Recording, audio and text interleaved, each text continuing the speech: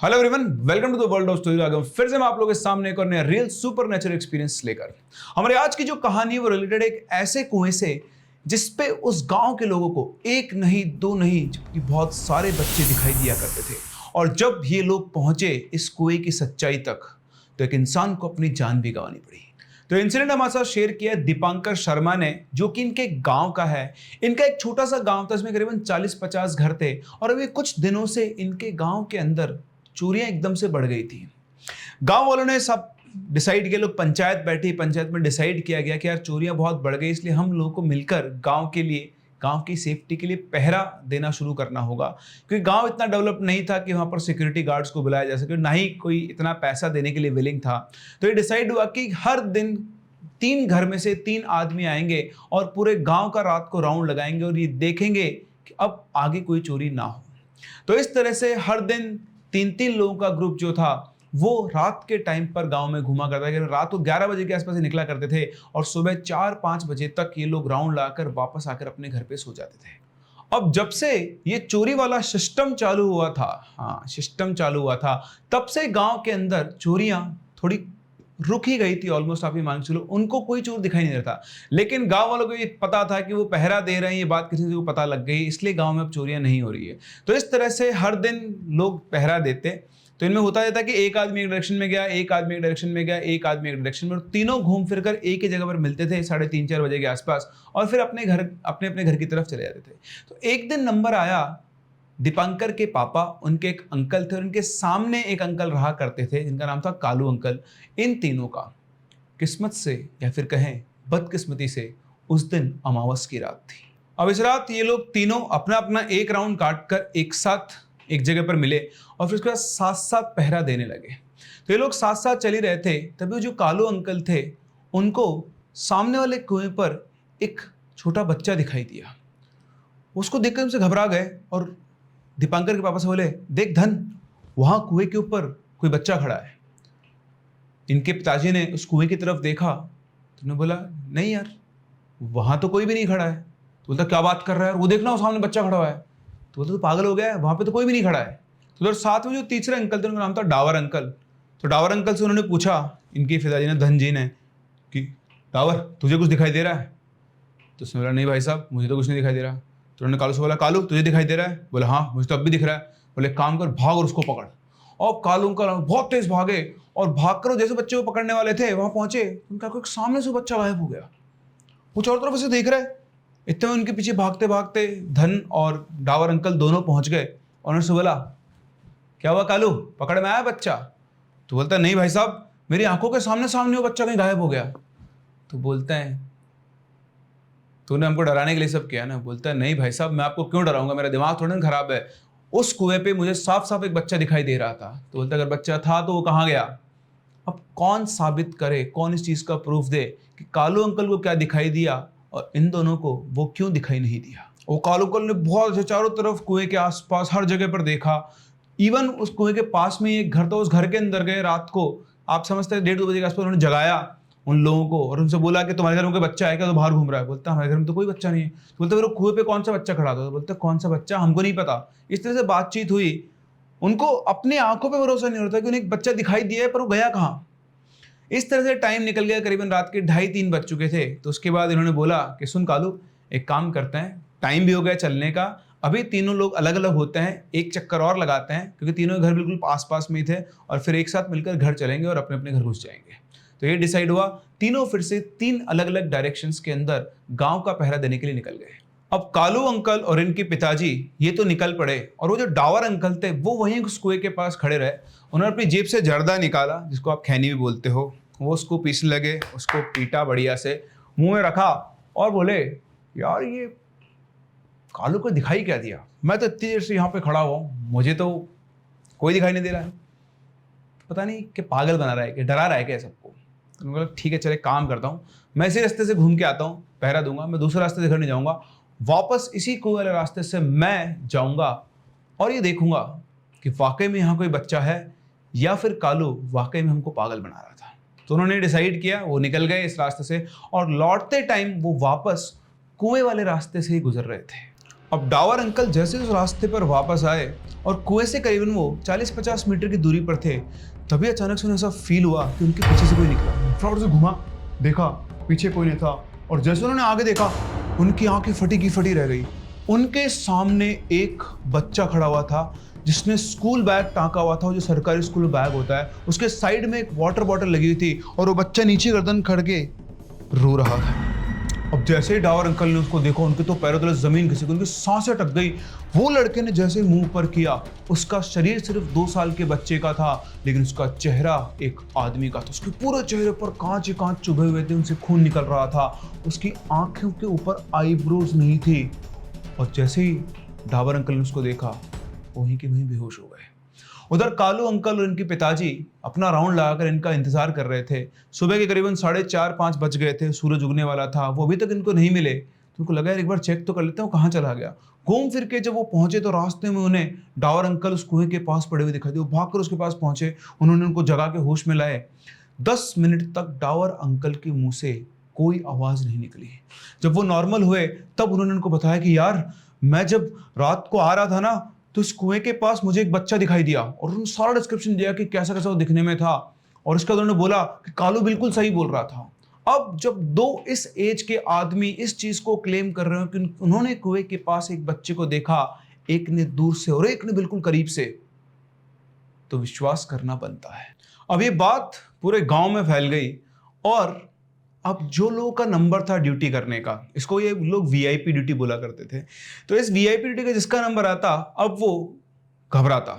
लेकिन इसके 2-4-3 मतलब दिनों तक किसी को कुछ भी दिखाई नहीं दिया।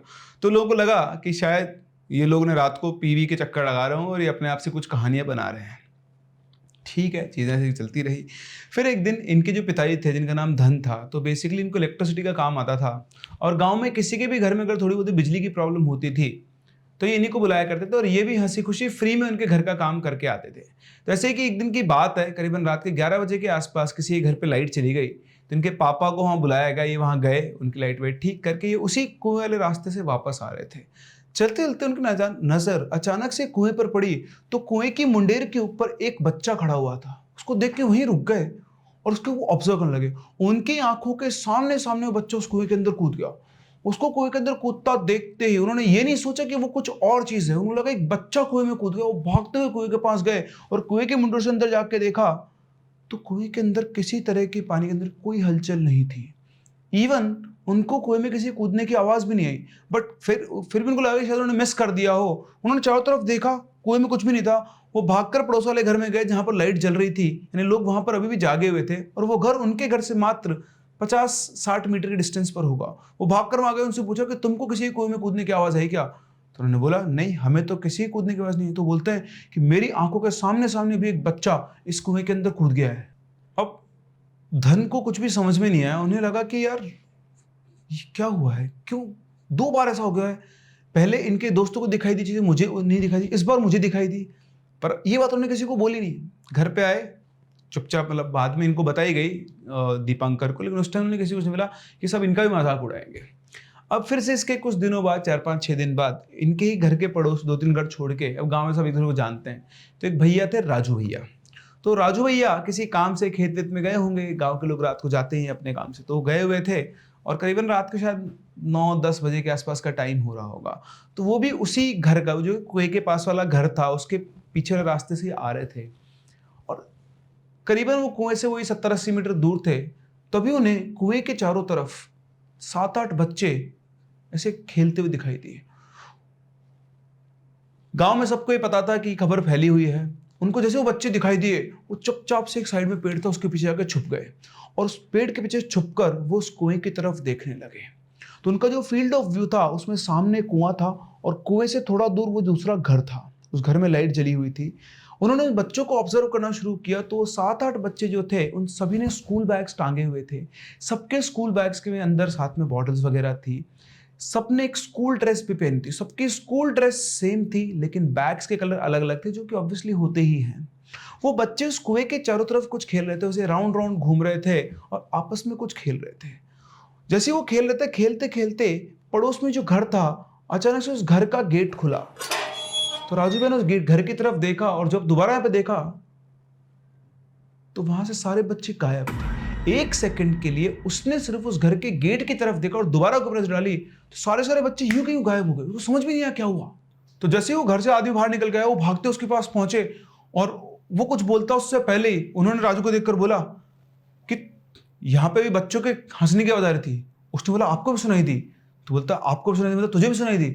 बोलता सुनाई, मुझे वो बच्चे दिखाई दिए हैं और जैसे आपने गेट खोला सारे बच्चे गायब हो गए। आप सोचें, मेरे तो खुद के गूज़बम्स खड़े हो गए कि अगर आप रात को लौट रहे हैं, आप एक लौटते लौटते आपको बच्चे दिखाई दिए कुएं पे, आपको पता है कि ये कुएं के ऊपर ऐसा कुछ चल रहा है, आप चुपचाप पीछे खड़े होकर देख रहे हो और आपकी आंखों के सामने with in fractions of second बच्चे गायब हो गए।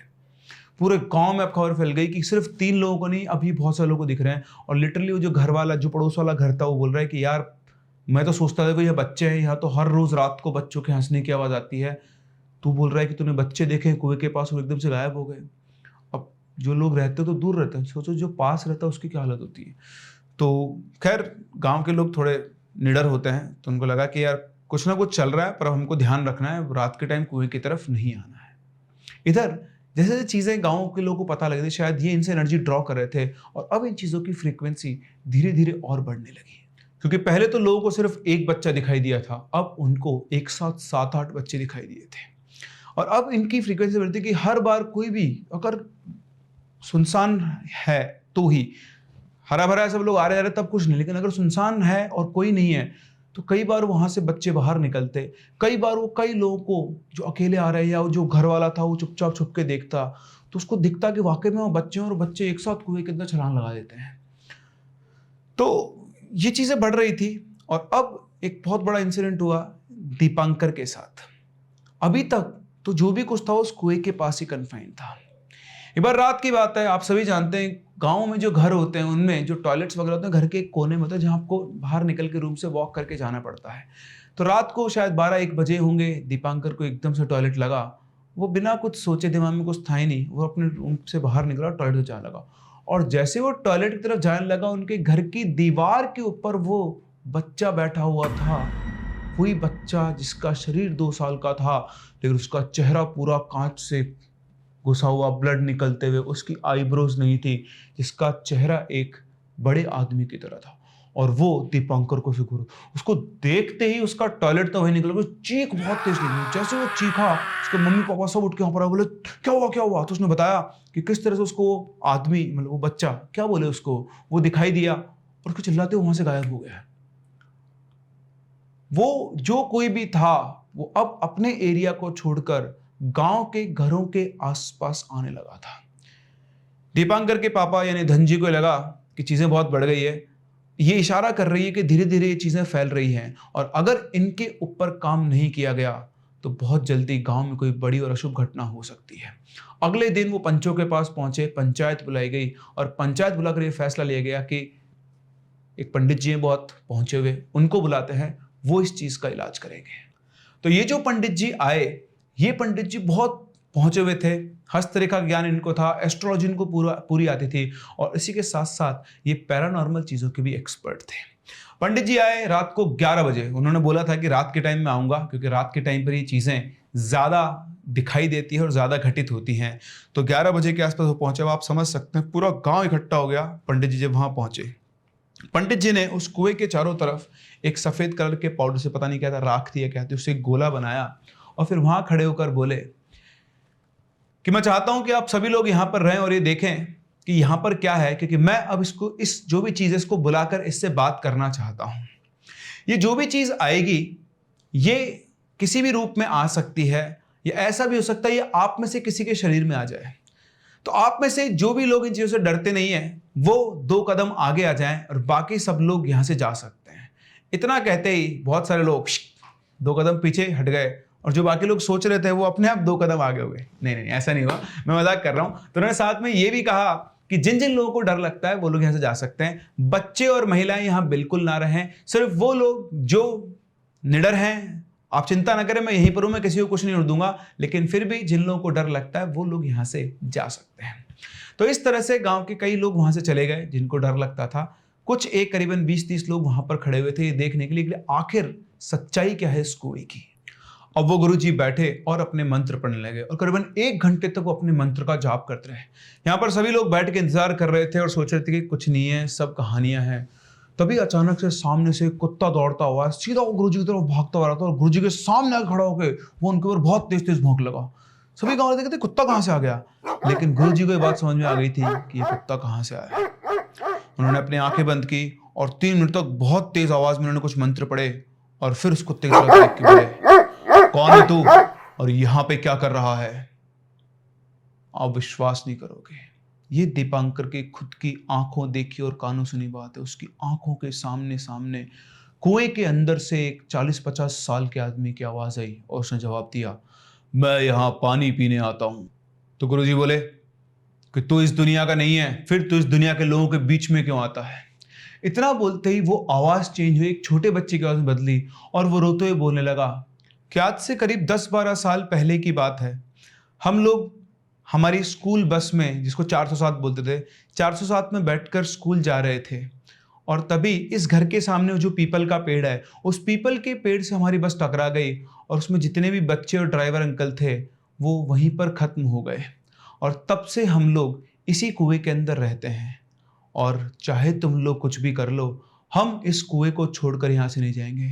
मैं अकेला नहीं हूँ, हम लोग कुल 10 लोग हैं और तुम में से कोई भी हमें यहाँ से निकाल नहीं सकता है।